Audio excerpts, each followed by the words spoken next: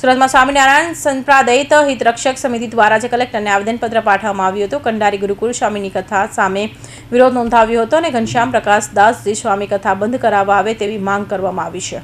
સ્વામિનારાયણ સંપ્રદાયનો વધુ એક સાધુ સામે સુરતમાં વિરોધ જોવા મળ્યો છે. કલેક્ટર કચેરી ખાતે મોટી સંખ્યામાં સ્વામિનારાયણ સંપ્રદાયના લોકો દ્વારા વિરોધ કરવામાં આવ્યો.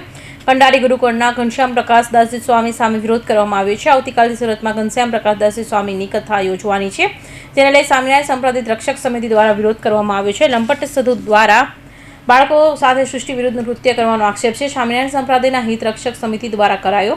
આ સાથે જ ઘનશ્યામ પ્રકાશ દાસજી સ્વામી સામે અજાતીય સંબંધોના અનેક આક્ષેપો થયેલા છે.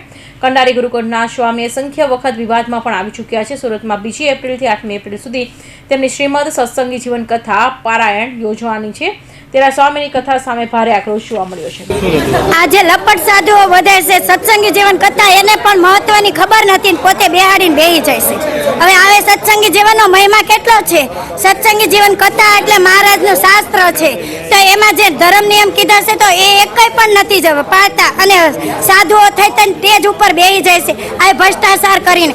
અને અમારે આગળની પેઢીનું અમારે તો વિચારવું ને, હવે એ હું સંસ્કાર રેડવાના છે, પોતે જ લપટ થઈને ફરે છે, તો બીજાને હું સત્સંગી જીવનની કથાનો ઉપદેશ આપી શકવાના છે. તો અમે એના કરતાં સારો ઉપદેશ દેવા તૈયાર છે, પણ તેનામાં એવી આવડત હોવી જોઈએ કે હરિભક્તોને સારા સંસ્કાર અને સત્સંગી જીવનમાં જે મહત્વ કીધા છે એ બધા ધર્મ નિયમ ને બધું સમજાવવાનું હોય તો પોતે જ લપટ થઈને બેઠા છે, બીજાને હું ઉપદેશ આપીને ઊંધા વળવાના છે. આવા સાધુ સંતો લપટ બધાને ભ્રષ્ટાચારી બધા સંતોને બહાર જ કાઢવાના છે. કથા આવી સત્સંગી જીવનની કથા એને મુખ્ય હોવી